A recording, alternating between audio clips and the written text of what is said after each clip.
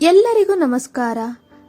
ನಾನಿವತ್ತು ಕ್ವಿಕ್ ಆಗಿ 10 ನಿಮಿಷದಲ್ಲಿ ಎಗ್ ಕರಿ ಮಾಡೋದನ್ನ ಹೇಳ್ಕೊಡ್ತಾ ಇದ್ದೀನಿ. ಮೊದಲು ಒಂದು ಮಿಕ್ಸಿ ಜಾರ್ಗೆ ಒಂದು ಈರುಳ್ಳಿನ ಕಟ್ ಮಾಡಿ ಹಾಕೊಳ್ತಾ ಇದ್ದೀನಿ.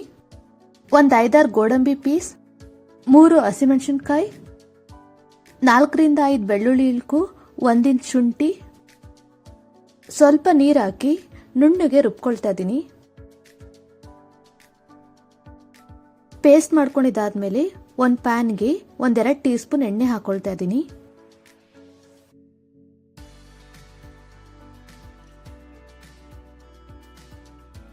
ಎಣ್ಣೆ ಸ್ವಲ್ಪ ಬಿಸಿ ಆದ್ಮೇಲೆ ನಾವು ರುಬ್ಬಿರೋ ಪೇಸ್ಟ್ ಹಾಕೊಳ್ತಾ ಇದ್ದೀನಿ.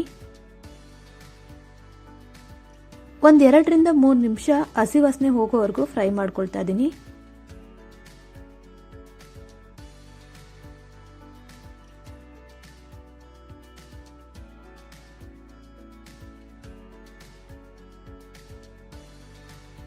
ಮಸಾಲ ಫ್ರೈ ಆದ್ಮೇಲೆ ಒಂದು ಕಟ್ ಮಾಡಿರೋ ಟೊಮೆಟೊ ಹಾಕಿ ಫ್ರೈ ಮಾಡ್ಕೊಳ್ತಾ ಇದ್ದೀನಿ.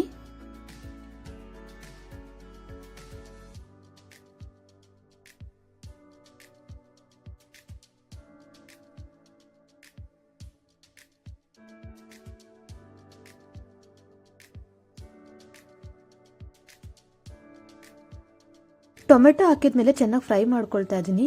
ಇಲ್ಲ ಅಂದ್ರೆ ತಿನ್ಬೇಕಾದ್ರೆ ಟೊಮೆಟೊನೇ ಸಿಗ್ತಾ ಇರುತ್ತೆ.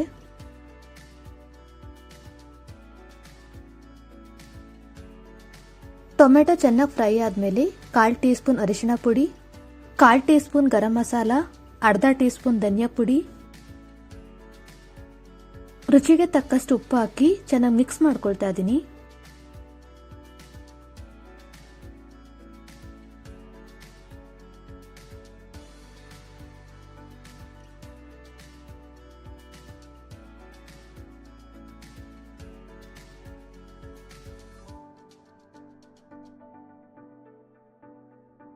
ನಾವು ಪೇಸ್ಟ್ ಮಾಡ್ಕೊಂಡಿದ್ವಲ್ಲ ಅದೇ ಜಾರ್ಗೆ ಸ್ವಲ್ಪ ನೀರು ಹಾಕೊಂಡು ಇದಕ್ಕೆ ಹಾಕೊಳ್ತಾ ಇದ್ದೀನಿ.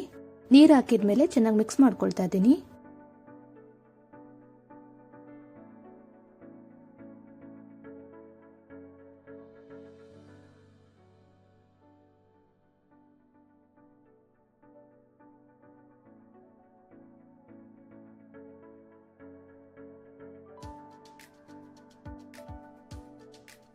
ಇನ್ನೊಂದು ಸ್ವಲ್ಪ ನೀರು ಹಾಕೊಂಡು ಮಿಕ್ಸ್ ಮಾಡ್ಕೊಳ್ತಾ ಇದ್ದೀನಿ.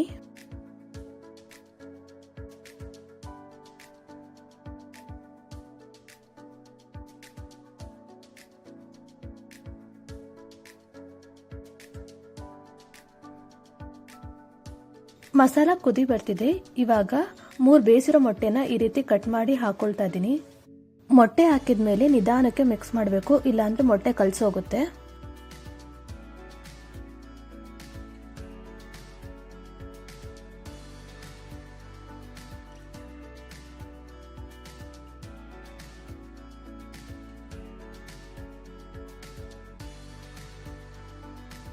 ಒಂದು 2 ನಿಮಿಷ ಬೇಯೋದಕ್ಕೆ ಬಿಡ್ತಾ ಇದ್ದೀನಿ. ಯಾಕಂದ್ರೆ ಮೊಟ್ಟೆ ಕೂಡ ಆಗ್ಲೇ ಬಂದಿದೆ, ಮಸಾಲ ಕೂಡ ಚೆನ್ನಾಗಿ ಬೆಂದಿದೆ. ಮೊಟ್ಟೆಗೆ ಸ್ವಲ್ಪ ಮಸಾಲ ಹಿಡಿದ್ರೆ ಸಾಕು. ಕೊನೆಯಲ್ಲಿ ಸ್ವಲ್ಪ ಕಸೂರಿ ಮೇಥಿ ಹಾಕಿ ಗ್ಯಾಸ್ ಆಫ್ ಮಾಡ್ಕೊಳ್ತಾ ಇದ್ದೀನಿ. ಈ egg curry dosa, chapati, rice ಜೊತೆ ಕೂಡ ತಿನ್ನೋದಕ್ಕೆ ಚೆನ್ನಾಗಿರುತ್ತೆ.